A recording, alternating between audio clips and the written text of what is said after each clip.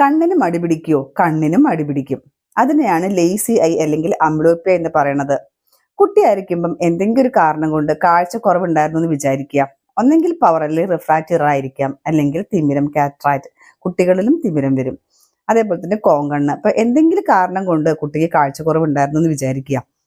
അപ്പൊ ബ്രെയിൻ എപ്പോഴും ഏത് കണ്ണാണോ കൺഫ്യൂഷനൊക്കെ ഒഴിവാക്കി ബ്രെയിൻ എപ്പോഴും ഒരു കണ്ണിനെ, അതായത് ഏറ്റവും ബ്യൂട്ടിഫുൾ ആയിട്ട് കാണുന്ന ഒരു കണ്ണിനെ മാത്രം ഫേവർ ചെയ്യും.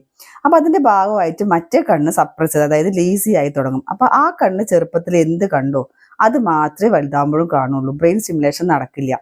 അപ്പം ഈ ചെറുപ്പത്തിൽ നമ്മളിപ്പോൾ ആ ചാർട്ടിൽ 2 ലൈൻ വായിക്കണില്ല വിചാരിക്കുക, വലുപ്പത്തിനും ആ കുട്ടി വായിക്കില്ല. നമ്മൾ കറക്ഷനൊക്കെ കൊടുത്ത് തിമിരൊക്കെ എടുത്ത് കളഞ്ഞ് സ്ക്രീൻ കറക്ഷനൊക്കെ എന്ത് ചെയ്താലും നമ്മുടെ കൃഷ്ണമണി, അതുപോലെ തന്നെ ലെൻസ്, റെറ്റിന, എവറിത്തിങ് നോർമൽ ആണെങ്കിലും കുട്ടി കാണില്ല.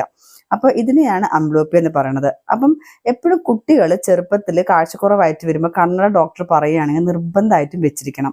മിക്കവാറും പാരൻസ് ഇങ്ങനെ ഡൗട്ട് വെക്കുന്നുണ്ട്, കുട്ടിയല്ലേ കണ്ണട ഇപ്പോൾ തന്നെ വെക്കണമെന്നൊക്കെ.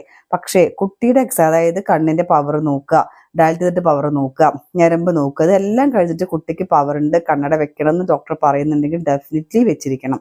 അല്ലെങ്കിൽ ഈ പറഞ്ഞ പോലെ അംബ്ലോപ്യ കണ്ടീഷനിലേക്ക് നീങ്ങും.